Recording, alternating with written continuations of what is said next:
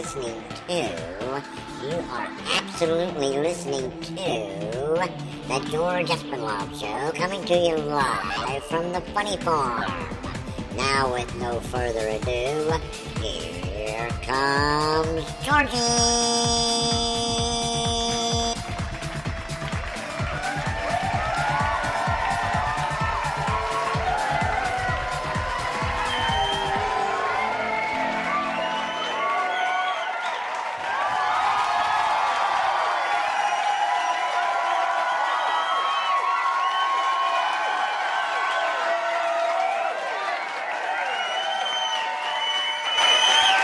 Thank you.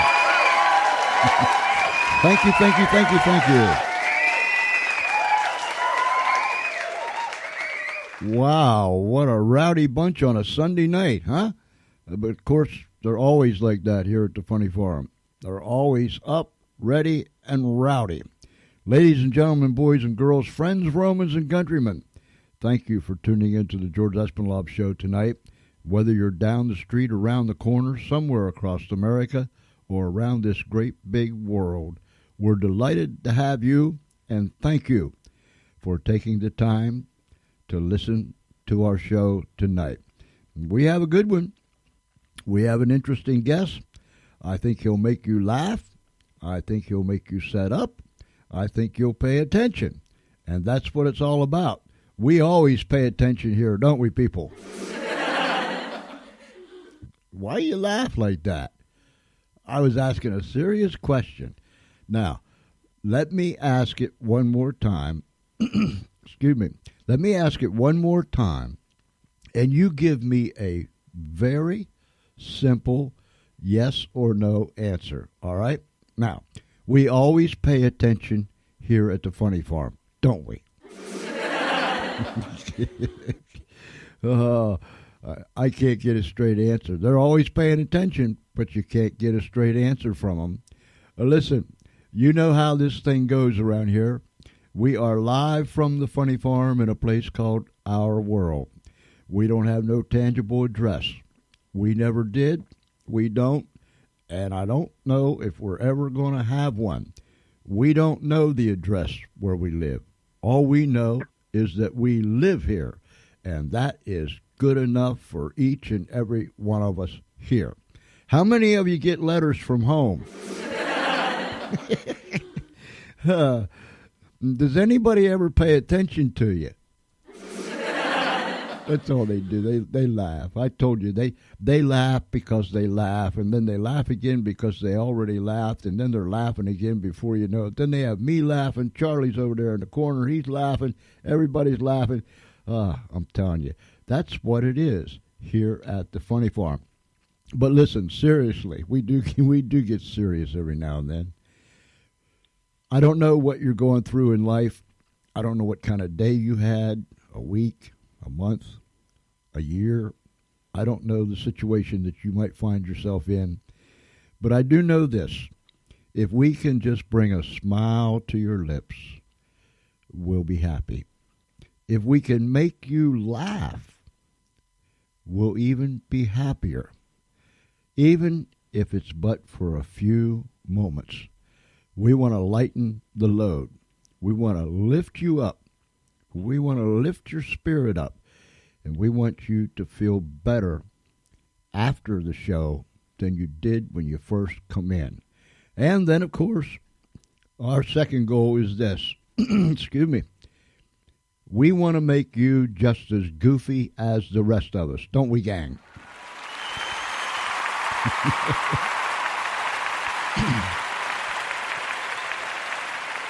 Yeah, they get all excited because we are goofy around here for sure. Hey, listen, before I bring our guest on, I want to do this. Charlie's over there jumping up and down, and I know what that means. He mentioned it to me when I walked in here. Now he's got his earphones on, and he's gesturing me with all them funny gestures that he does. But he asked me when the first thing, as soon as I came through the door, he said, "Pops, here's what we want to do tonight." And I said, "Yeah." He said, "Before we bring Lou on, can I play that there song? That's how he said it. Can I play that there song? And I said, well, what's that there song, Charlie? And he said, you know that song that I've been playing, because, you know, he loads the board. He packs her up. We could run all night with what Charlie puts up on that console. But he said, you know that there song, that one we've been playing for the last 2 or 3 nights. I said, oh, you mean the one that the first night we played it 2 times.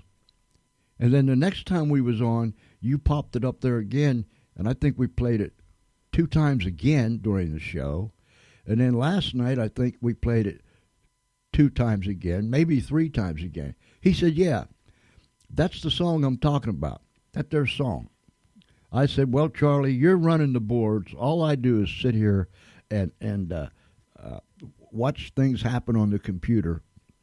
And if something blows up, I try to help you figure out what it was. But you're the guy that's got the clicker over there, and you loaded this thing up. So if you want to do that before we bring Lou on, that's perfectly all right with me. You should see him. He's over there jumping up and down. You know, I mean, he's just so happy.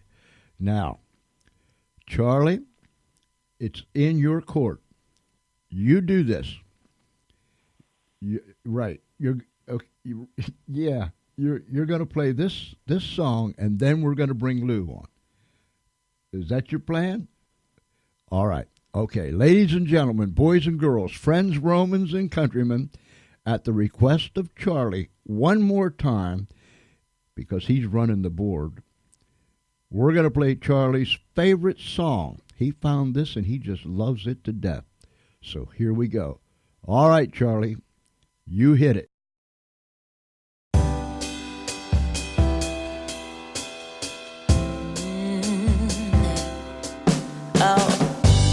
Slipping away,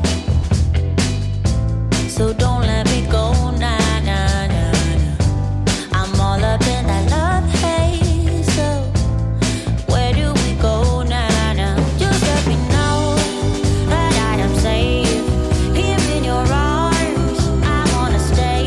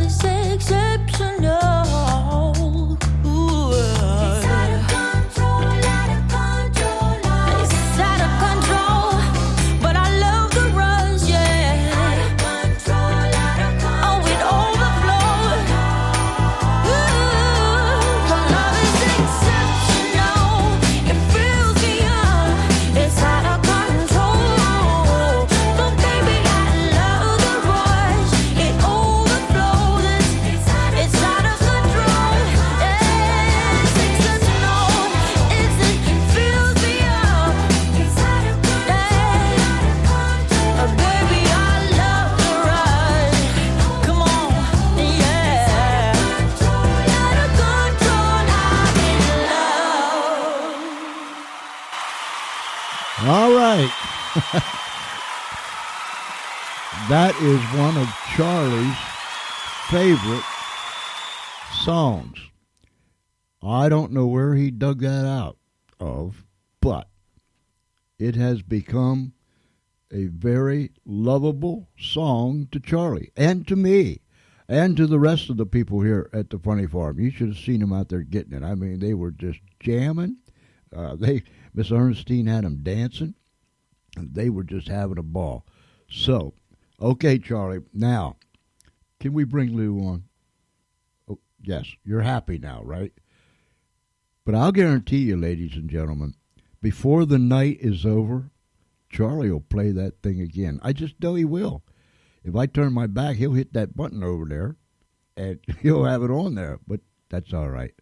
Charlie's been with me for a long, long time. Ladies and gentlemen, allow me to introduce to you a very, very good friend, Mr. Lou Bawlz, out of the southern part of New Jersey. Lou, it's good to have you, buddy. Thanks for calling me up tonight, George. I appreciate it. Hey, I need to ask you before I forget. I know you're a big Philadelphia Eagles fan, right? Right. Did they win or lose today? No, they won. I don't remember the final score, but they did win, yes. Okay, all right. I didn't get to see any football at all today because I was busy with this stuff. Yeah. I caught a glimpse. I think it was today.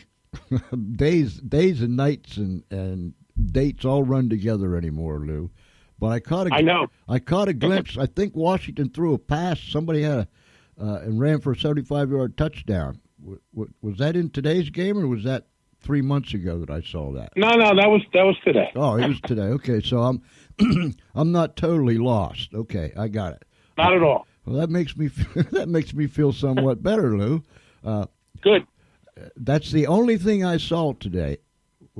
And be honest with you, brother, I don't even know where I saw it.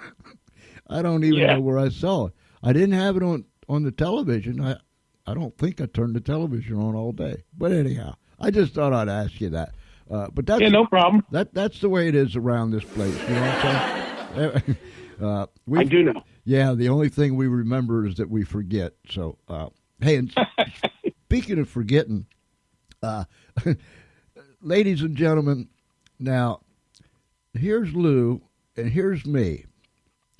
And we've known each other now for about 10 years. But earlier this evening, we were trying, this is two good ones together. We were trying to remember how we got hooked up. And you know what? Wasn't neither one of us could figure out how. Did you ever figure it out, Lou? I didn't figure it out. No, I haven't figured it out, but it has to be something radio related, because that's the way we would, probably, find each other. Right. I was telling my wife, I said, Lou and I was trying to figure out how our paths crossed 10 years ago. And she just looked at me like, what, you, two of you can't figure out that? And I said, I'm serious. We both, we said this, we said that, but in the end, neither one of us, neither one of us could figure out when it happened or where it happened. So I just thought I'd throw that by to see if perhaps you thought of where it was. But I know. No, it had to be radio related, though. Like maybe I heard your show, you heard mine, something along those lines. I know it's been 10 years. I know that part. But right. The other part, yes, I agree with you. It had to be radio related. Ladies and gentlemen, this is my friend, and he'll soon be yours, because he's just a likable fella. I'm telling you, he is just a likable fella, and you will just like him so much by the time this is done that you'll be his friend, and he'll be your friend too. So that'll make everybody happy. Lou, yes, sir. What's the weather like up there in Jersey? Well, it's pretty cold. It's not as cold as it has been. I think it's in the 40s right now. But they say overnight we may get a little snow and snow mixed with rain. So that'd be like, what do they call that? Slush. Yeah, yep, that's about. But it might be like an inch of snow, but mixed with rain. And this is going to be like during the rush hour morning, getting to work. So not good, especially the way where I live, people don't know how to drive. So I'm not looking forward to that drive in the morning. Hey Lou, years ago, oh my goodness, it was back in the back in the 70s. I did some jobs in Jersey, Bayonne, Right. Bayonne, Jersey, Linden. Is it Linden? Linden, Jersey. Yep. In and around there. And one of the first things I noticed was as I entered New Jersey, and particularly when I got into places like that, I told my buddy, I said, I think one of the first questions, and perhaps the only question they ask people in New Jersey in order to get their driver's license is, are you crazy? And if you answer yes, they just issue you a license because them people, wow, they are getting it all the time. And I'm not so sure they know where they're going. Oh, I agree. It's terrible. It's really bad around here. Okay, Lou, let's get to you. Tell us where you're from and all those good things. All right. I was born in Phillipsburg, New Jersey, which is right next to Easton, Pennsylvania. And I grew up in a nice little town called Hackettstown. And lived there for quite a number of years, with my folks. Ran the McDonald's in that town and made a lot of good friends. In the meantime, I'm a musician, so I had rock bands growing up at the same time in the 70s. And played all over creation, big outdoor things, regular, dance type things. They used to have dance halls. If you don't hear about it too much anymore. And if you do, there's not a band, there's a DJ. But so my background for the most part has been retail management, mainly in the fast food area. But I also have the hotel background, food and beverage, if you will. And then, like I said, I've done a number of retail things through the years. I'm supposed to be retired now, but I am still working in the food business. So I get my pension, and I still make some money on the side. But, life is interesting, and life brings you different places. And sometimes the plans you have don't come out exactly the way you want, or you're exactly where you want to be. But you know what? We don't give up. We keep trying, we keep striving, and somewhere around the bend, things are going to be all right. What one person say, life is not always a bowl of Cheerios or cherries or something along that line. But Yeah. However they said it, that is the truth. We have no control over what's coming down the pike, although we have control over ourselves. Yes, sir. So, you grew up. When did you first start playing music, and how did you come about that? Well, here's the funny thing. When I was in seventh grade, not seventh grade, but when I was around 7, 8 years old, my mother was a great classical piano player. We had a piano in the house. My dad could play by ear. He played more, I guess they used to call it boogie-woogie side music. Mm-hmm. That was the style. And so I grew up listening to my mom, listening to my dad play. Plus, I like music, and I like bands and stuff. So I took piano lessons, I guess, for 3 years. But I never really wanted to practice because I wasn't interested in, the music they were giving me to learn to play. So then after I gave that up, I said, you know what, I'm going to go try for a guitar. So I took about, 3 months of lessons, enough to learn some chords. And then I actually went out and started a band. And that was around eighth grade and freshman year. And I'll tell you what, I found guys. I ended up teaching them how to play. And lo and behold, within 6 months, we were out actually making money. And it was cool because we were still kind of young. So, like, my father had to drive us around, and, like, he had a, show. He was with us. We couldn't just get the job, without a parent. So that's kind of funny, right? But in my hometown of Hackettstown, there used to be a place called the Community Center, and that was the place to play because they got a lot of different bands, very good bands, from different places. So I had got friends with this one band, and what happened was they said, hey, your band's here tonight. I know you guys play in the garage. You haven't really done it.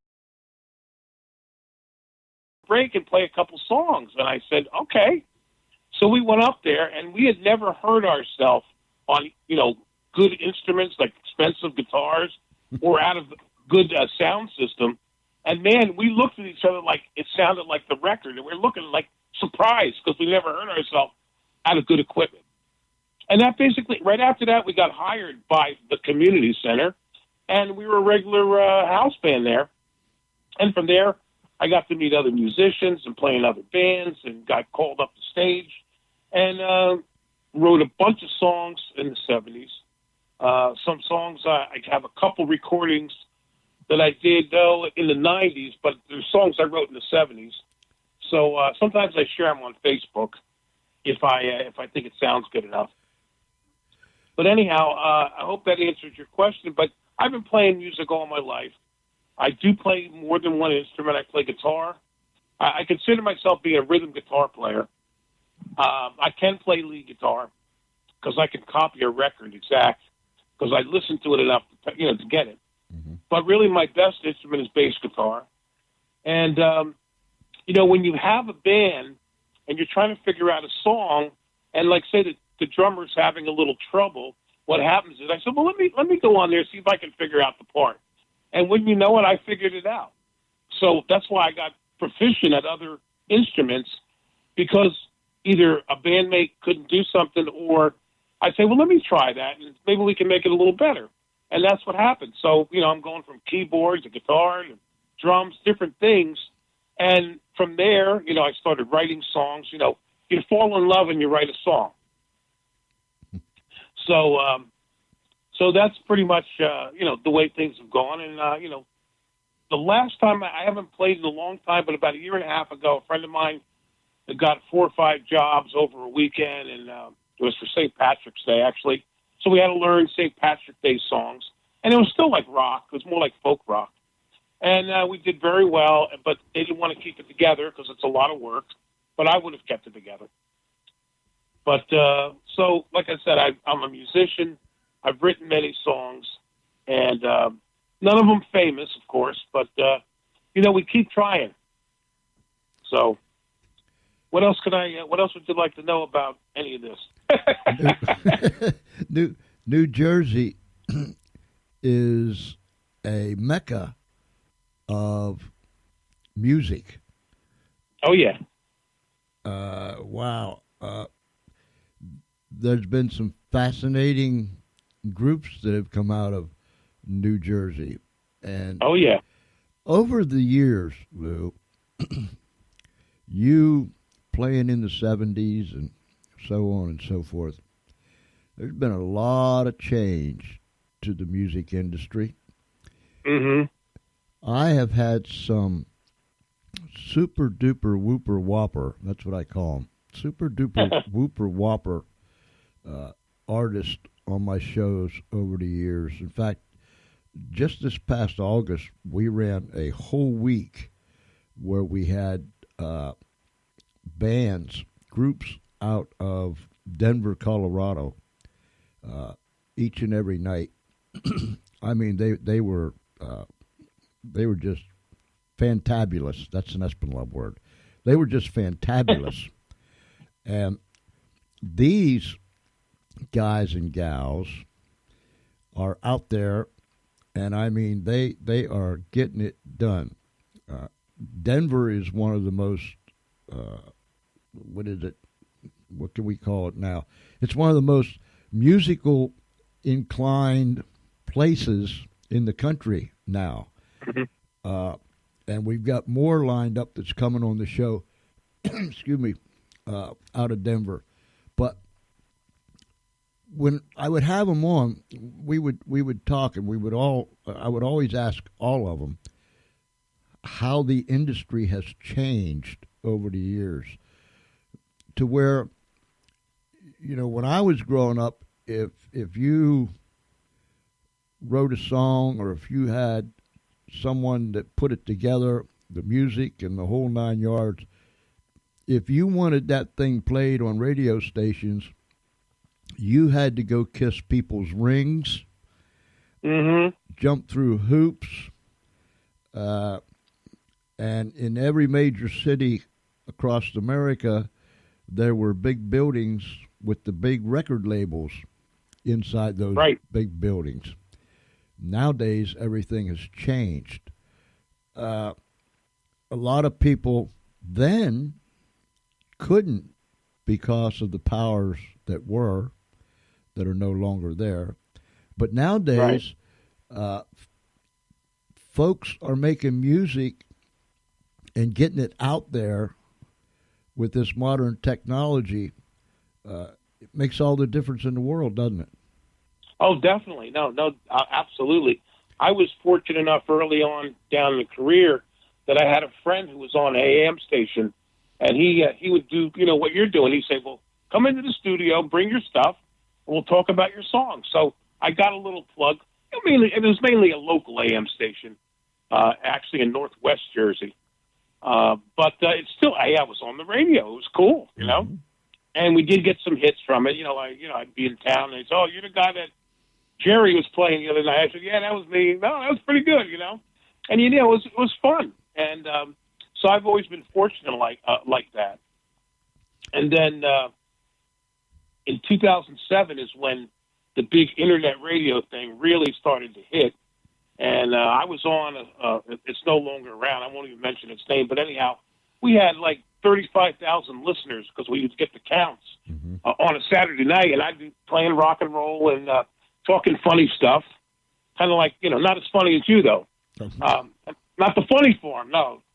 But good stuff. And we had a lot of fun. And we used to get counts between 30 and 35,000 people would pass through the show. And it was pretty cool. And unfortunately, that particular station went under just when there was going to be a payday, Right. So I've had those ups and downs, but it got me started. I'm not one of these guys, as much as I'm kind of a showy kind of guy, like when I play, I'm kind of all over the stage and, like Peter Townsend jumping in the air and doing all that stuff. Even though I'm getting a little older, I think I can still do all that. But the point is as showy as I am, once I did radio, I kind of liked that I couldn't be seen. I liked, I wanted to use my voice as my instrument, and it worked out pretty good. But some of those venues that I was on earlier, you were also on video, and it was okay. So that's where I started the whole thing with I always wear, shades all the time, sunglasses. And that was kind of my trademark, the Lou Bawlz trademark, you know what I mean? But, I was trying to be like a mysterious character. But I am a character. That's what they say to me anyhow. But anyhow, yeah, music has changed quite a bit. And, guys could, I was just talking about it. I put something on Facebook. You can buy a 24-track studio for under $1,000 now, digital studio.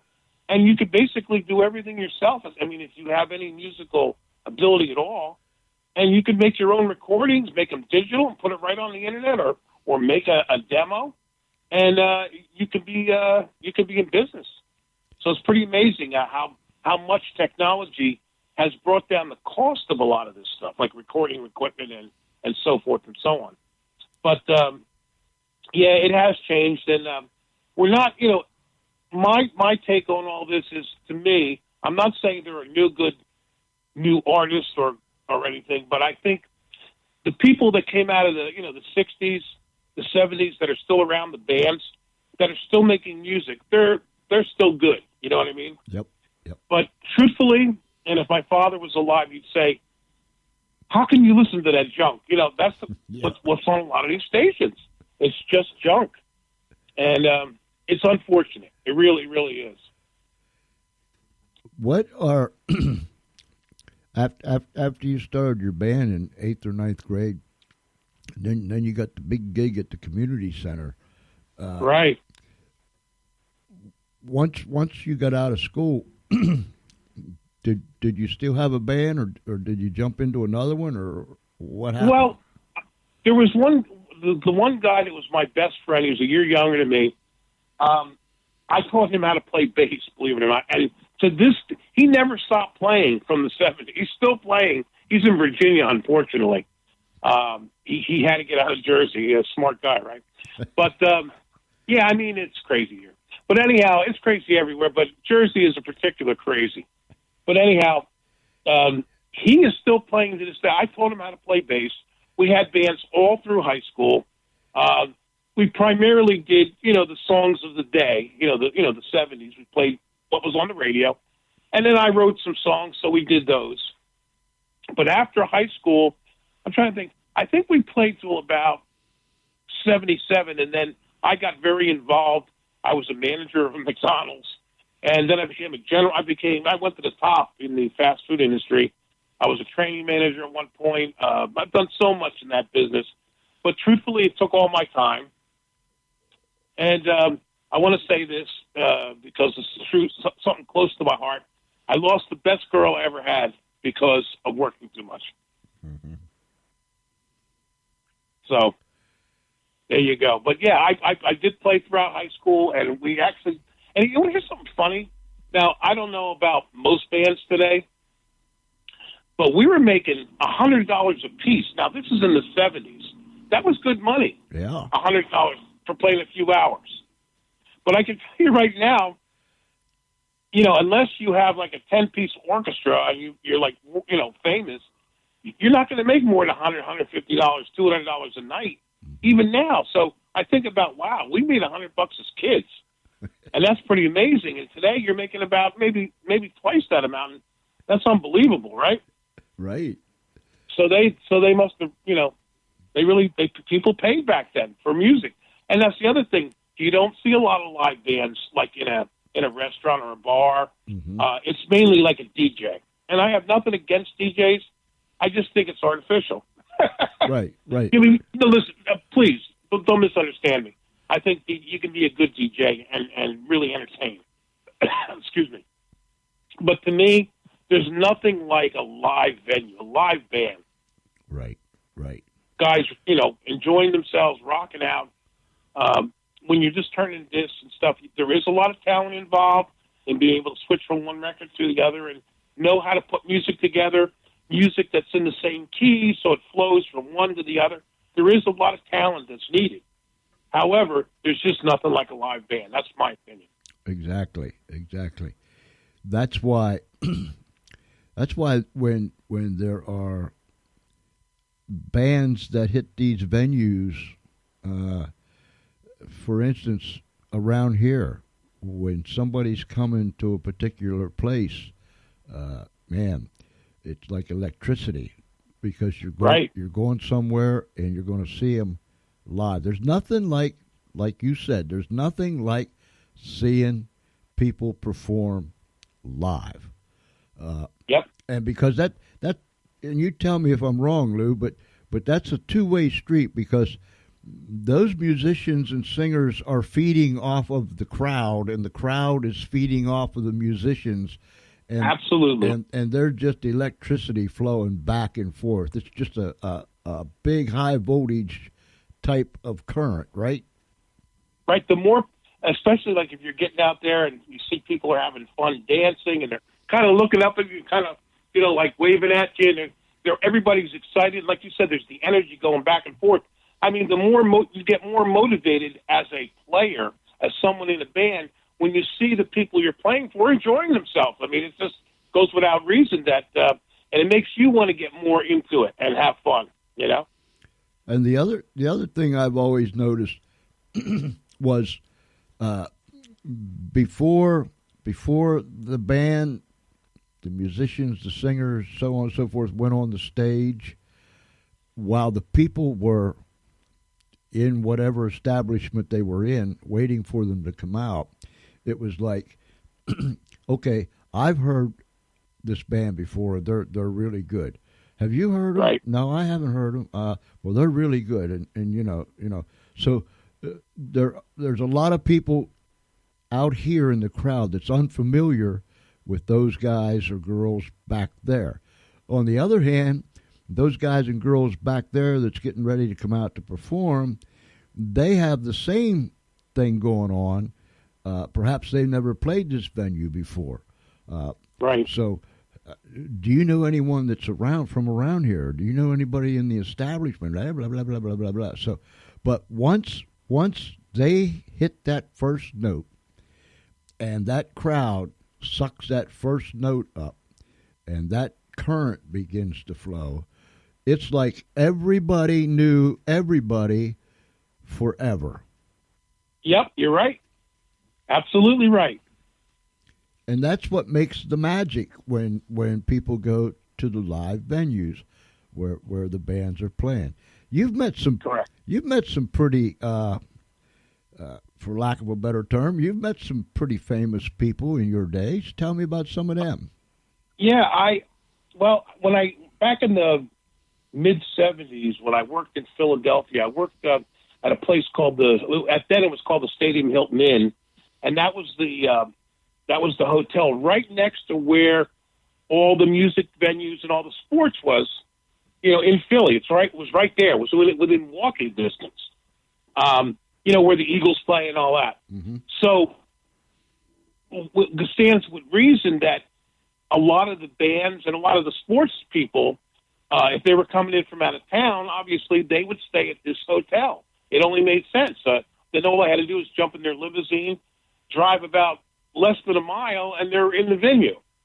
So it served the reason that they would stay at that hotel. So as one of the managers there, and they let me, this is when I was single, they allowed me to live in the hotel free for a year.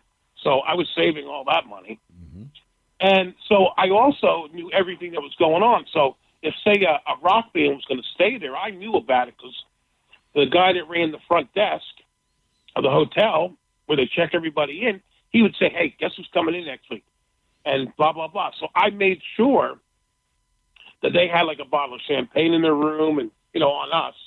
And we really played it up because we wanted them to come back, tell other bands, that, hey, this is the place to stay. So the first time this really happened was I had just seen Hall & Oates.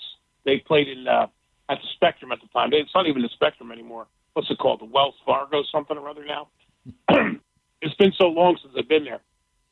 Anyhow, so I'm living at the hotel. I went and saw Hall & Oates.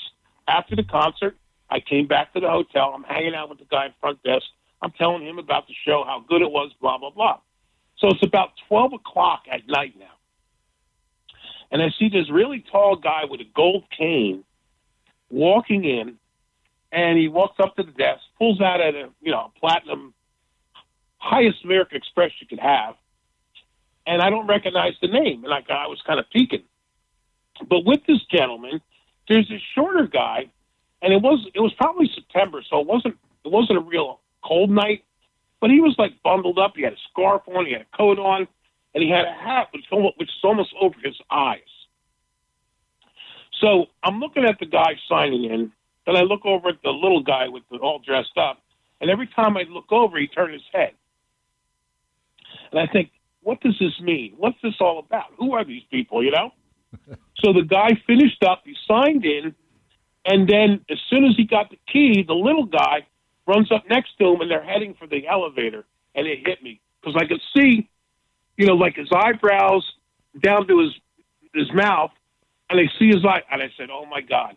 So I just blurted out. Now, it's just the front desk clerk, the tall guy that's his handler with the cane, and John Oates from Hall & Oates.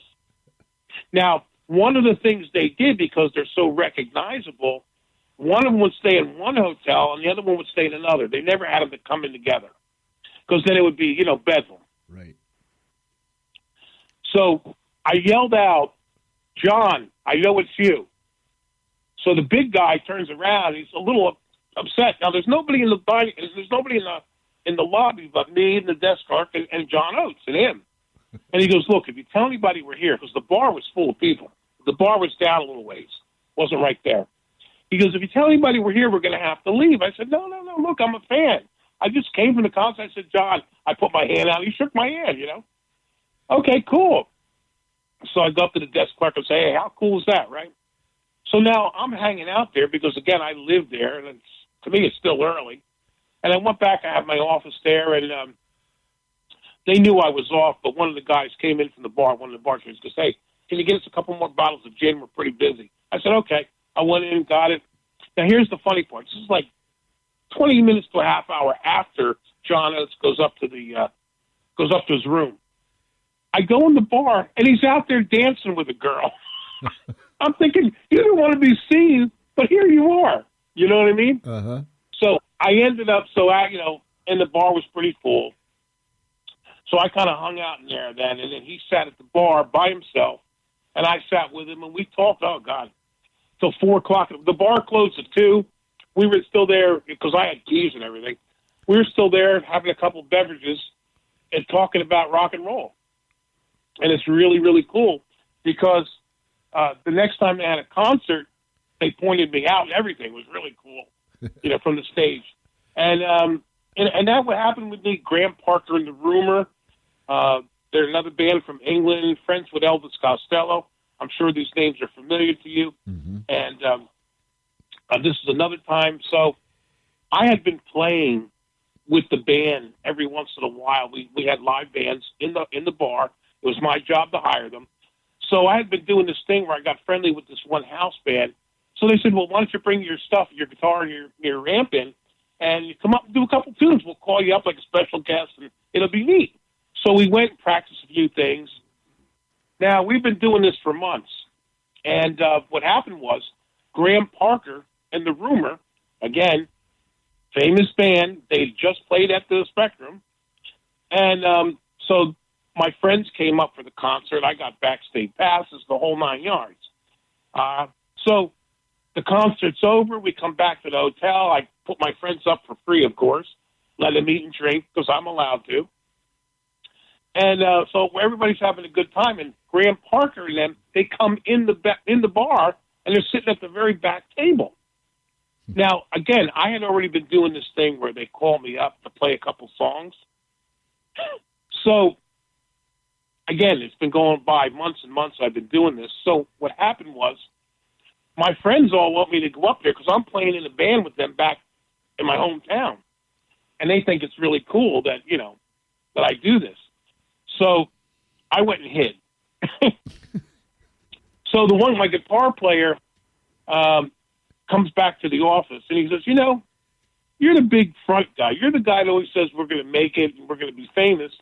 Now you have a chance to play in front of guys from England that are famous, and you're sitting back here like a crybaby. Well, I wasn't crying, but like you're scared. What, are you scared? He challenged me. I said, all right. So I go out there. I ask the band, can I come up? And they call me up. Graham Parker and the Rumor are in the back of the thing. And I get up and I announce that, hey, I'm going to do a song by Elvis Costello called Mystery Dance. Well, they looked up at me from the back table. You could see them clear as day. And I started playing it, and they all stood up and started dancing at the table. These guys have just played at the Spectrum. And I'm like, really? So I finished the song, and the keyboard player, whose name is Bob Andrews, ran up to the stage. He's pointing at me and says, I know Costello. I know Elvis Costello. You sound exactly like him.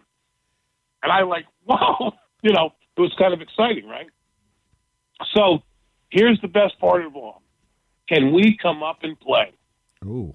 So Graham Parker himself did not come up, but his band called The Rumor, all famous studio musicians, on top of being in many albums, came up and played for free for an hour.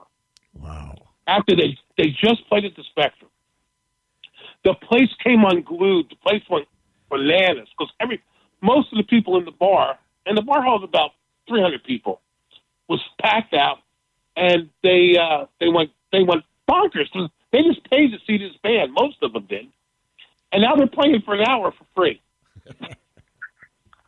So that's, like I said, I've been very fortunate in that respect to have met people, to I've actually got to play in front of them, even though I was scared to death, until I played the first note. And, I also played in the 80s. There was a band in my hometown of Hackettstown that I kind of liked, and they played at I heard them at the community center. And I got friendly with the leader. Now, the leader, his name was, God rest his soul, unfortunately he died a couple of years ago. His name was Barry Fields. He played in one of the John Lennon bands, and he was actually a backup singer in a John Lennon band. And he also did a demo with John Lennon that he had, and I wish I had gotten a copy of it. But anyhow, so I became friendly with them, and it turned out, about 4 or 5 months after I met them, their guitar player quit. So who do you think he asked to play? Really? Me. So now I'm playing with somebody that played with John Lennon. And I share the picture. It's on one of my original songs, and you'll see a guy on bass, and that's Barry Fields. Like I said, God rest his soul. Unfortunately, and we were out of touch for several years because I moved 200 miles away because of a job. You know what I mean? Mm-hmm. And we just lost touch. We stayed in touch like on Facebook and stuff like that. But hey, I got to play with someone that played with John Lennon. How cool is that? That's cool. So it's very cool, and I feel so bad because he had a great family, and he did pass away a couple of years ago. And I don't, it was like I never got down to it. I found out after the fact. So, so I've had a lot of opportunities. I met famous people. I played in front of famous people. Hey, but listen, I'm just an average guy. I don't think I'm anything special. I just had a love for music, and I'm the kind of guy that I used to say back when we were kids. I said, look, if we can't make it sound like the record, then we got to learn another song, because if we don't sound like the record, played in the same key, singing in the same vocal range, it don't sound like the song to me. Right. So I had set up my own strict rules that I rule, and the guys I played with all loved it. My friend who's in Virginia, who I talk to, like once a month, we talk on the phone. He often says to me, he goes, man, you brought us up right, man. Because of you, that's what I do to this day. I basically train him how to listen to music by ear and copy it. Because I'm not a technical musician. I learned the basics. I learned the basic chords. I learned piano. I learned guitar. I learned bass guitar. I learned drums. Of course, learned keyboard, like I said. And then I started creating my own sound, from what I learned, my own chords. And that's what a songwriter does. I started experimenting with things that I didn't even know what the name of the chord was, but I know it sounded good. Mm-hmm. Like, I know all the basic chords, you know what I mean? A, B, C, D, E, F, and G. But that's it. That's it. And like I said, I've written some songs, and to this day, the last song I wrote was in 1990. And one thing about being a songwriter is you have to have inspiration. Like anything creative, you have to have something that inspires you to write. Right. And for me, I'm not going to mention any names, but it was a girl. It was a girl that I'm so sorry that I lost, honestly.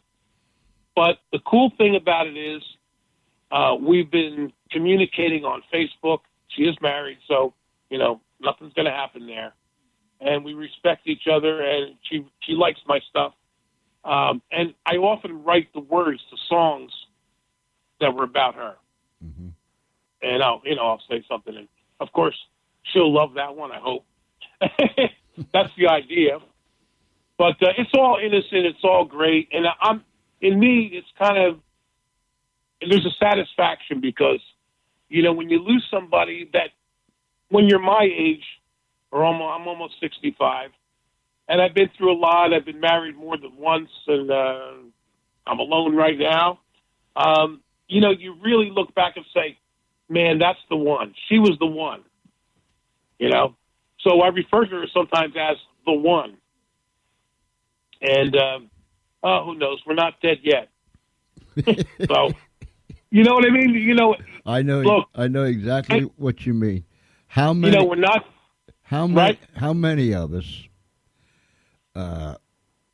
like myself, 71, when we reach a certain age, all of a sudden it dawns on us, wow, I'm here.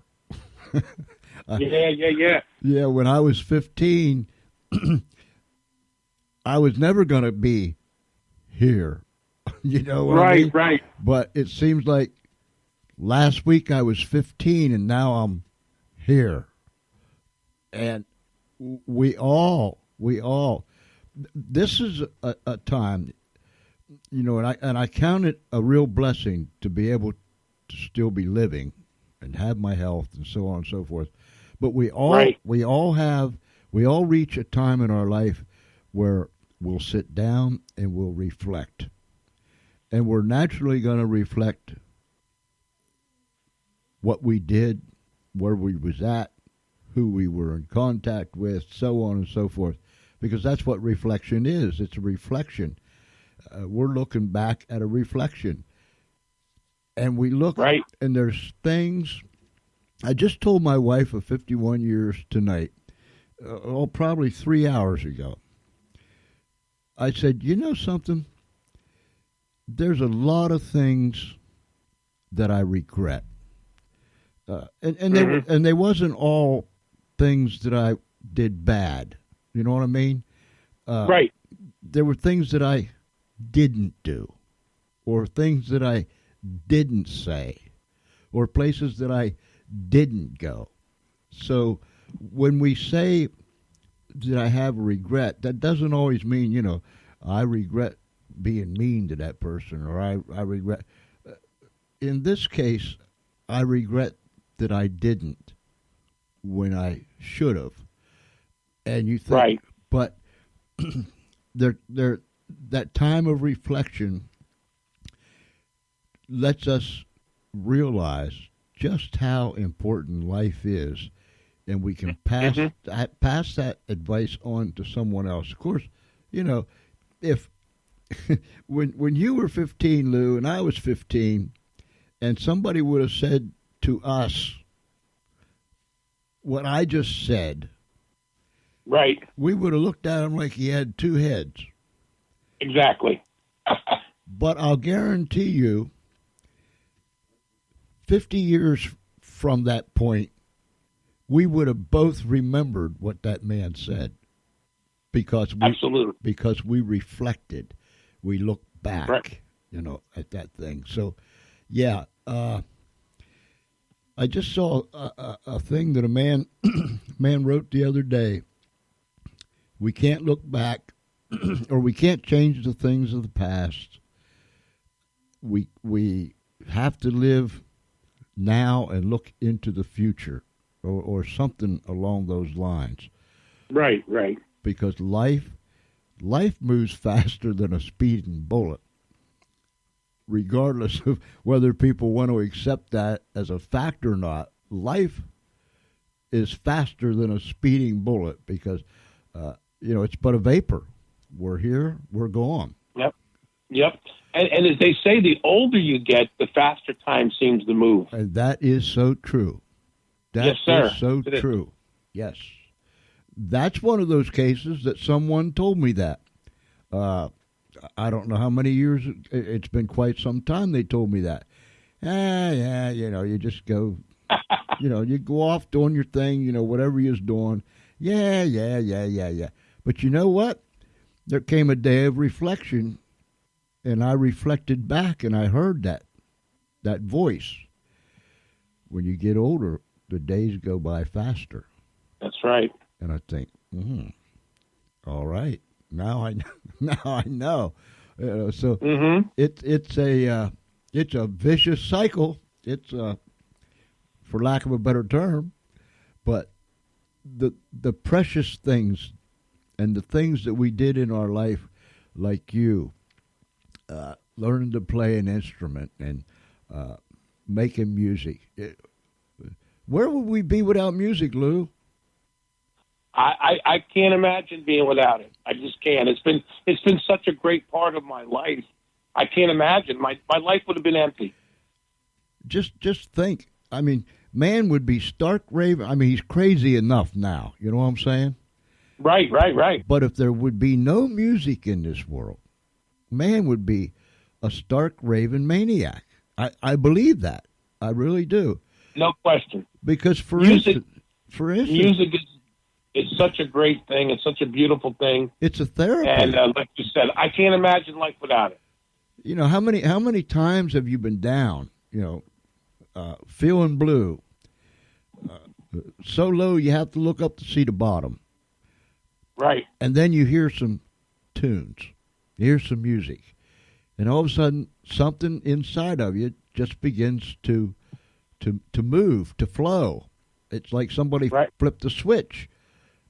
Exactly. And all of a sudden, you're lifted up. Your spirit's lifted up, all because of music. My, oh, my, oh, my. And look how music is. You go anywhere nowadays, Lou, somebody's playing music. Yep. There you are in the restaurant. Somebody got earbuds in their head, or something or You're another. absolutely, but somebody's listening to music, right? You're absolutely right. Absolutely right. Oh, music is beautiful. Music is beautiful. Lou? Yes, it is. Do you know that we are just a few minutes shy of chatting for almost an hour? Yes, you're correct. I'm looking at that. Isn't it? I mean, that is cool. That is cool. Ladies and gentlemen, boys and girls, Mr. Lou Bawlz, my friend, my very good friend, whom I appreciate very, very, very much. Lou, you have George, thank you very much, my friend. I appreciate you. You have been a delight tonight, and I'm sure, because you're going to come back. You're going to come back again, right? Oh, absolutely. Okay. I'm sure you're going to bring some more of them stories back. They're interesting. That's what I like. I like the stories behind the stories, and if there's a story behind that story, then I want to find the story that's behind that story. You got it. You got it, my friend. If you understood that, Lou, you're as in bad shape as I am. Yeah. And let me just say, George, if we can ever, like I said, if we can ever arrange it, I mean, I'll come down your way sometime. And it would be cool to do it live sometime. I mean, that's up to you, of course. I'm not inviting myself. Oh, no. That would be wonderful. That would be wonderful. That would be so cool. Yeah, I would love nothing better. And we're going to make that thing happen, Lou. Okay. And before I let you go, listen. Yes, sir. I have a good friend. His name is Anthony Griggs. He lives in Pittsburgh, Pennsylvania. Okay. In 1982, I think it was 82 to 85, he was a linebacker for the Philadelphia Eagles. Okay. And he's a very, very good friend of mine. And being as you are a great Eagles fan, and yes, I am. And he started when he played there, and then he went to Cleveland for a couple of years. He ended up being the development coach for the Steelers, and so he's had a long history of being in the NFL and so on and so forth. But yes, being an Eagle fan as you are, I was just wondering if you have ever heard it. Now, this was back in 82, I think 81, 82, 83, in that portion of the 80s. If you've ever heard of Anthony Griggs. Yes, I have. He is a tremendous, tremendous fella. He will make you laugh. I mean, he'll make you laugh tears. He'll make you laugh till your belly hurts. Yeah, he is just one prince of a man. And I'll tell you what we're going to do some night, Lou. We're going to do a live stream. We'll do a live video stream. And I'll get Anthony and you, and we'll just have us a good sit down where we can all be on camera and we can just chat. Would you do that for us? Yeah. We'll just have to figure out how to do it. It's no problem. We can do it, bud. All right. We do those live streams every week from all over the country. So I'll get us hooked up, and we'll do one of those, and we'll get you down, and we'll do a live. So we got some good things planned in the near future. Appreciate you, buddy. Thank you, man, for having me on, George, and I look forward to speaking to you again, buddy. All righty. Listen, we're gonna stay. Yep. We're gonna stay on the air. So after you hang up, just get your iPad out and hook us back up again. Because Charlie, he's got that console loaded over there with all that good music and stuff, and we're gonna let Charlie run the show for a little bit. Okay. And some good things are going to take place. All right, old buddy? Sounds good, man, and I'll give you a call soon. All right, Lou. Thank you so very, very much. Love you, brother. Love you, too. Keep on rocking, buddy. All right, buddy. Bye-bye. Thank you. Bye. Oh, what a delight. What a delight. My friend Lou. Whew. He is one super-duper whooper-whopper person and a very, very good friend. I'll be back right after this. The Swinging 60s. The Swinging 60s. The Swinging 60s. The Swinging 60s. The Swinging 60s Show with Harry Burt on Spreaker.com. Hey, this is Harry over here in Ireland. Welcome you to the Swinging 60s Show. Sunday evenings, 2000 hours GMT. I will play Beatles, Kinks, Beach Boys, Carpenters, Elvery Brothers, lots of classic oldies. We have quizzes. We have all things going on here. So Google the Swinging 60s Show. Be heard. Come into the chat room.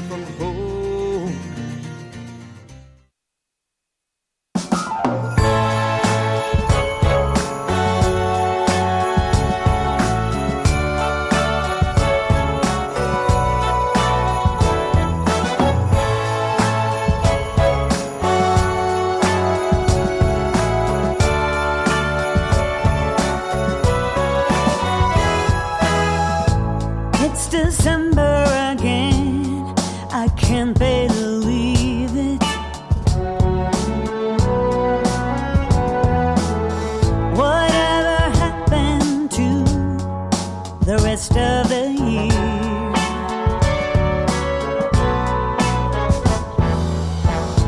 It went by so fast, I barely did see it. Now I'm calling all angels high.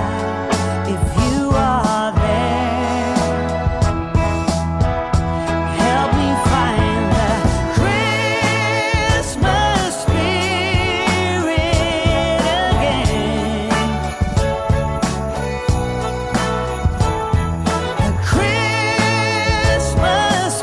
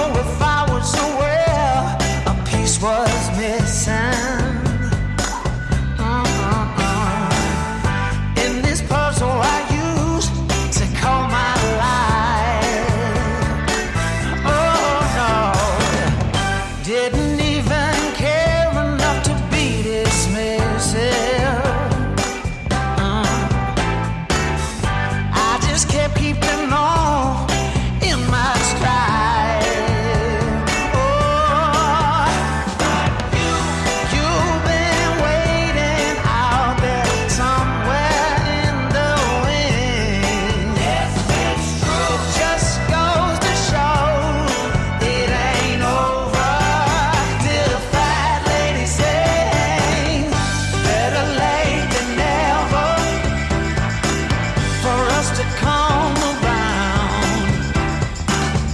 Better late than never, for all that was lost once again be found. Yeah, baby, it's clear for all to see that 1 and 1 makes 3 perfectly. Better late than never for you and me. Now it all has changed for the better. Yes, it has, baby. Even in ways I never knew were there. Changed me, baby, in all new ways. Clichés were true to the letter. Yes, they were, baby. From nothing to something, suddenly you were there. Oh, better late than never for us to come around. Better late than never for all that was lost once again be found. Yeah, baby, it's clear for all to see that 1 and 1 makes 3 perfectly. Better late than never for you and me. Better late than never. Wouldn't you agree? Better late than never. I guess it was simply meant to be. Better late than never for us to come around. Better late than never for all that was lost once again be found. Better late than never for us to come around. Better late than never. I guess it simply was meant to be. And it's clear for all to see. 1 and 1 makes 3 perfectly. Better late than never for you and me. Baby, for you and me. Oh, for you and me. Baby, for you and me.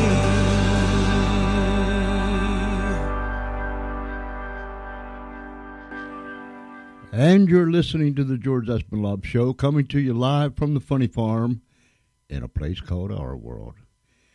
Ah, what a night. Again, I want to say thank you to Lou Bawlz for being with us tonight. He was a great guest and a great friend. Oh, I'll tell you what, you spend some time with Lou, I'll guarantee you, he'll put a smile on your face, and he'll even make you laugh. Oh boy. We have different things going on around here at the George Espenlaub Show. We have been running 2 and 3 programs a night, consecutive. I'm going to try to say this word. I tear up the English language. Consecutively, well, you know, back to back programs. That's what we've been doing. Y'all long. See, I can't even talk right. You're all late and wrong. My goodness gracious. Because we're working on different things that we're going to implement in our radio show, I do want to say we do live streaming on our Facebook page, The George Espenlaub Show, and up to YouTube. Sometimes we go into Twitter. We do live streaming with our guests. Tomorrow night, Bruce Van Adder will be with us. A miraculous story. So please tune in tomorrow night at 8 p.m. We will be live streaming with Bruce Van Adder. It is an incredible story. I had Bruce on the show many years ago. It wasn't long after this certain incident took place that he was on. and he's coming back tomorrow night, and he's going to tell us about that incident that happened, what changed his life, how his life was changed, and he's going to bring us up to date on his journey from that day when all this happened to now. It is a tremendous, tremendous story that you don't want to miss, and we'll be live streaming that. So you'll not only hear Bruce, but you'll get to see him, and I know that you will appreciate him after you hear the story that is behind the man. Wow. So tomorrow night. But going back to the live stream, we started live streaming 5-6 weeks ago, somewhere around that period of time, and our guests have been incredible. You can go to the George Espenlaub page on the George Espenlaub show page on Facebook, and there you can see all of our past live streaming videos. They're all there, and you can watch one of them, some of them, all of them if you choose. We'd be delighted if you did. There are some wonderful, wonderful stories that's on those live stream shows. All of our guests are just superb. They come from all walks of life. Former NFL player. You just go to the George Espenlaub Show page on Facebook, and you can see for yourself. The other thing we'd like for you to do is go there and like and follow our page. And if you listen by the way of radio, please, while you're on the Spreaker platform, Spreaker.com, like and follow us here also. And not only that, but you can listen to every radio show that we have produced in the past all the way to the present at your choosing. You can download each and every one of those shows and distribute it and do with it what you so choose. We would be delighted if you would download it and you would distribute it to your family, to your friends, to whomever, because that is how it reaches other people, and we want to reach more people. We have had a delightful time tonight. We're not done yet. Charlie has loaded his console up once again. He likes it when we come on and we lip drip for a little bit, and then he just plays his music until his little heart's content, which I like that because that gives me a little bit of a break. We're not going to run any other we're not going to run any other shows tonight other than this one. Let's see, what's the ticker thing say up here? We've been on for an hour and 20 minutes, and we'll probably be on for a little bit more, probably a whole lot more, because Charlie wants to play all these songs, and the people here in the Funny Farm Radio Studio, they're out there on the dance floor, and they're just biting at the bit to crank it up and get loose, and they're on the inside, they're on the outside, they're everywhere.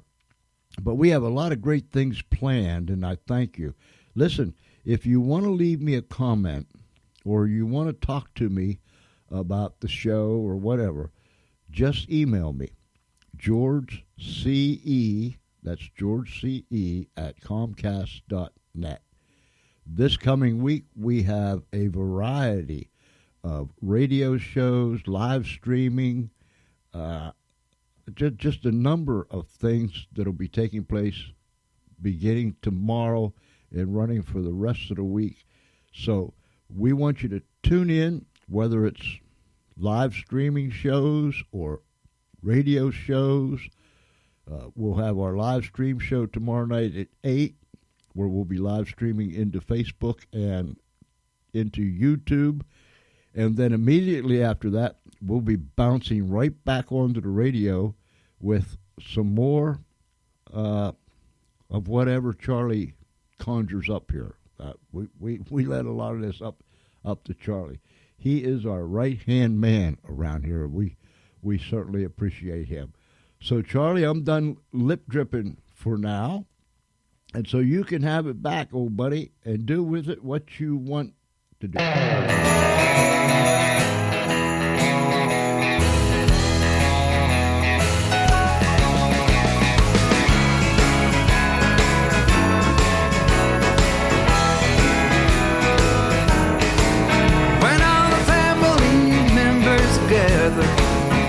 You can hear the caroling song with all Santa's little helpers. Can't wait for him to be alone. That's Christmas to me. That's Christmas to me. That's Christmas to me. That's Christmas to me. Picking out the leaves of the crooked Christmas trees. That's Christmas to me. That's Christmas to me. That's Christmas to me. Oh yeah. Just to spend some good old time with my family. We got chestnuts slowly roasting to the voice of Nat King Cole. And when you're not really looking, I catch you underneath the mistletoe. That's Christmas to me. That's Christmas to me. That's Christmas to me. That's Christmas to me. It's the most wonderful time, wouldn't you agree? That's Christmas to me. That's Christmas to me. That's Christmas to me. Oh yeah. Just chilling and hanging out with family.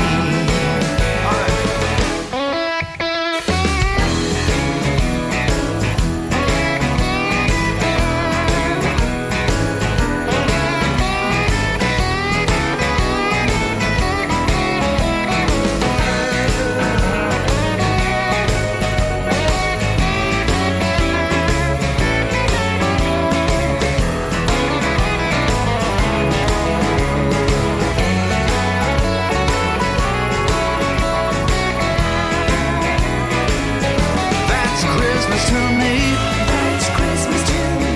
That's Christmas to me. That's Christmas to me. Picking out the leaves of the crooked Christmas trees. That's Christmas to me. That's Christmas to me. That's Christmas to me. That's Christmas oh yeah.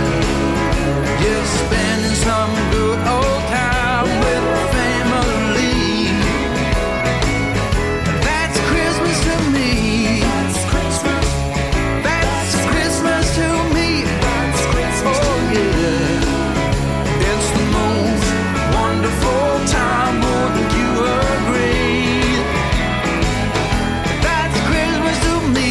That's Christmas. That's Christmas to me. That's Christmas oh yeah. Just chilling and hanging out with the family. That's Christmas to me. Just spending some good old time with the family.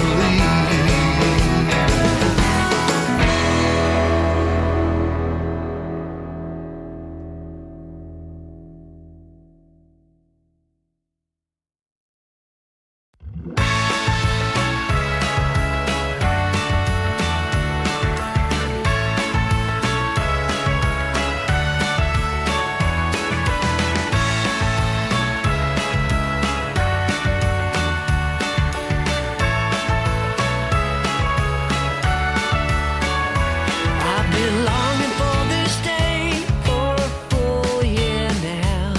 Can hardly believe it's here. Been trying to make the days go faster somehow, but no chance of that, my dear. Like life was pulling my leg, the days gone snailing by, slower than ever before. Presented opportunity to work on my patience, but now the years past and I don't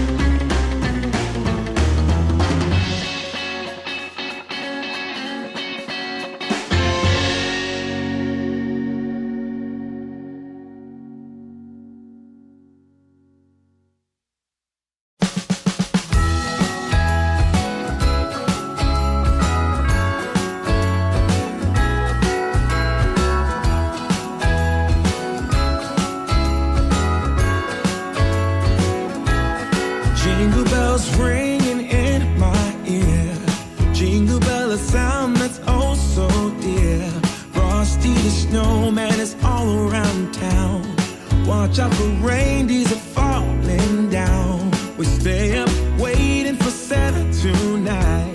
He climbs down the chimney at the speed of light, while we're dancing around the Christmas tree, hugging and kissing just you and me.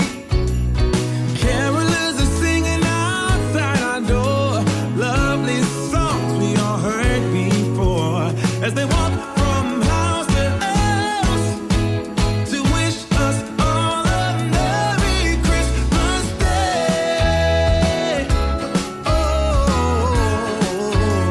a Merry Christmas Day.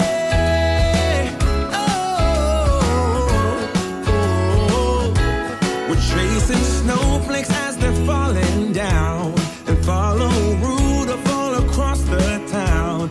Later we meet under the mistletoe, while Santa's busy saying ho, ho, ho. We're feeling jolly, eating Christmas cake, and then we go skating on the frozen lake, saying hi to every friendly face, and later we warm up by the fireplace. Carolers are singing outside our door, lovely songs we all heard before, as they walk from house to house to wish us all a Merry Christmas Day.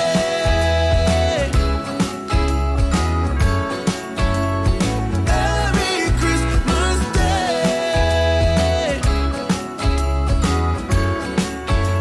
A Merry Christmas Day.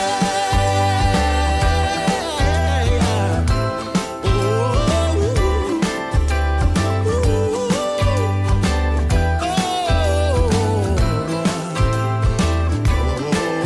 yeah.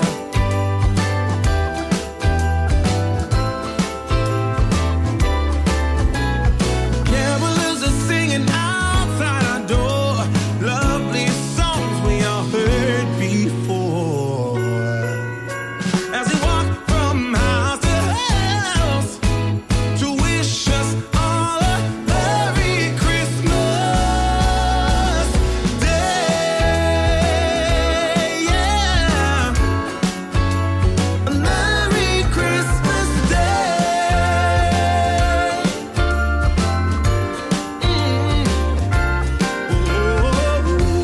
Dance around the Christmas tree, wishing all a Merry Christmas.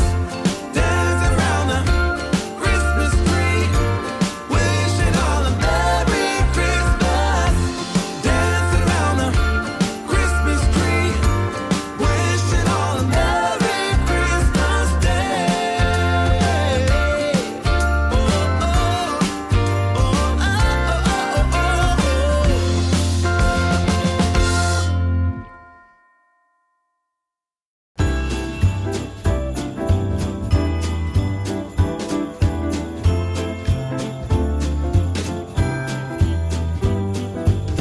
Hurry, hurry, Mama's looking worried. Will the pie be ready in time?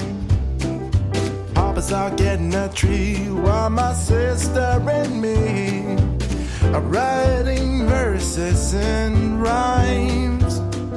Soon they will be here, same as every year.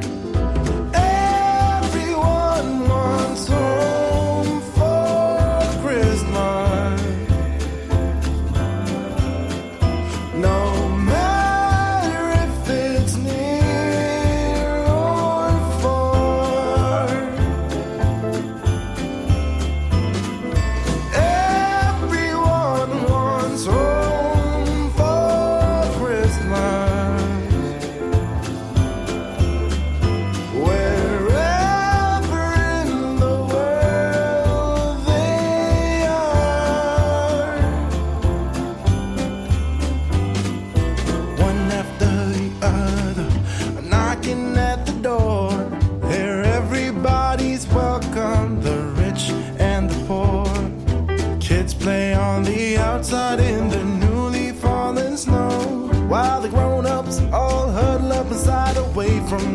freezing cold. Soon Santa will be here, the same as every year. Everyone wants home for Christmas, no matter if it's near or far. Yeah, everyone wants home for Christmas, wherever in the world they are.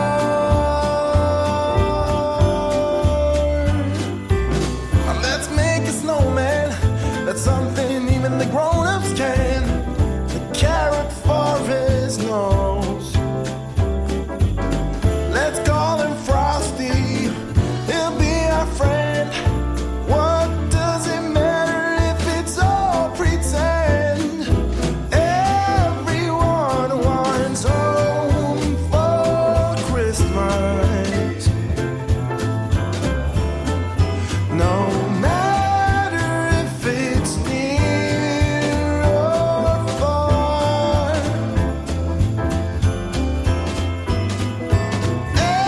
Everyone wants home for Christmas,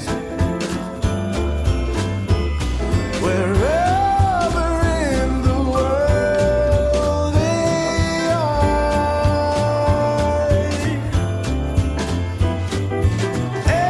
Everyone wants home for Christmas, yeah, no matter if it's near or far.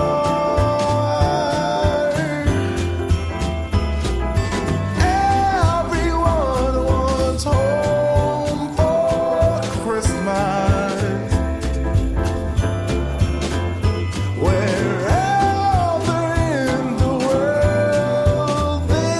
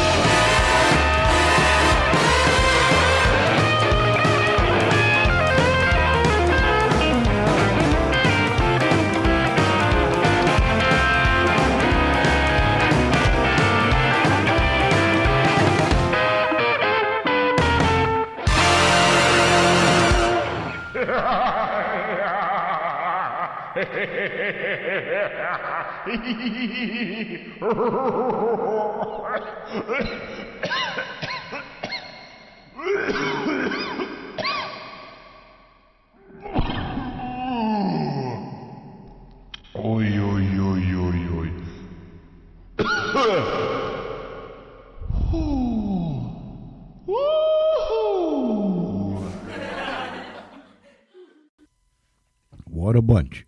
Ladies and gentlemen, for the last hour and 43 minutes and 58 seconds, you have been listening to the George Espenlaub Show, coming to you live from the Funny Farm in a place called our world. We are soon calling it an evening or a night, whichever way you want to take it. But I am delighted that we were able to come and spend almost 2 hours with you again tonight. I want to say thank you again to my good friend Lou Bawlz out of southern New Jersey, who spent the first hour with us. And I'm sure that if you listen, he will be your friend too. He will bring a smile to your face, and he'll even make you laugh every now and then. He's a good old boy and a very, very good friend. I thank you for tuning in tonight, taking the time out of your busy schedule and listening to the George Espenlaub Show.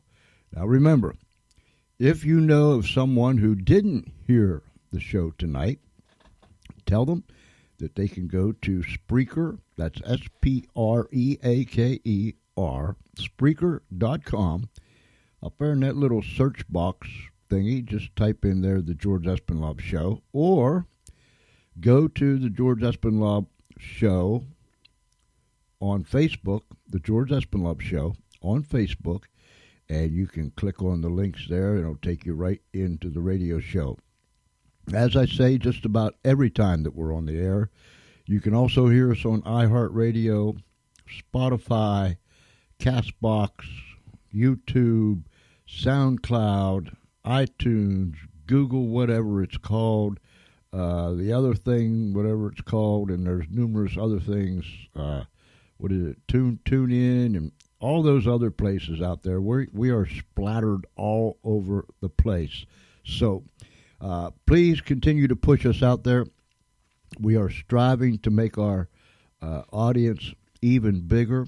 We are striving to make our program even better. We have some good things planned, and hopefully, if the creeks don't rise, as one man once said, the good Lord willing and the creeks don't rise, we'll get this thing accomplished one way or another. But I sure do thank you for tuning in and spending some time with us. It's been a delight. It's been fun. We've had a good week of broadcasting, and we have another heavy, super week coming up of broadcasting. Tomorrow night, 8 p.m., we will be live streaming our show into Facebook and YouTube. And we'll be having with us Bruce Van Adder, who has an incredible story. He is only alive today by the grace of God. I met Bruce not long after this incident took place, and that was several years ago. He's coming back with us tomorrow night. This time he'll be with us live streaming, so you'll not only get to hear him, you'll get to see him, and he will tell you what happened in his life, and he will bring us up to date on his life's journey. Thrilling story, a story of inspiration. I know that you won't want to miss it. So tomorrow night, 8 p.m. Eastern Time, we will be live streaming. We'll be placing all that stuff up there on the George Espenlaub Show on our Facebook page, so look for that. Thank you, everybody. It's been a delight. Email me, georgece@comcast.net. That's georgece@comcast.net. And we respond to each and every email that we receive. That's georgece@comcast.net. So, wherever you're at, be it down the street, around the corner, across America, somewhere around this great big world, I thank you for tuning in tonight. It is a privilege to have you. It is an honor to have you. We appreciate our listening audience everywhere. Thank you for taking the time. I trust that wherever you're at, regardless of what time it is, if it's nighttime, you have a great night. If it's already daytime, you have a wonderful, wonderful day. But until tomorrow night, our time, 8 p.m. Eastern Time, This is George Espenlaub and all the gang here at the Funny Farm saying, be kind one to another, love one another, and may God keep you right in the center of his hand. Good night, everybody.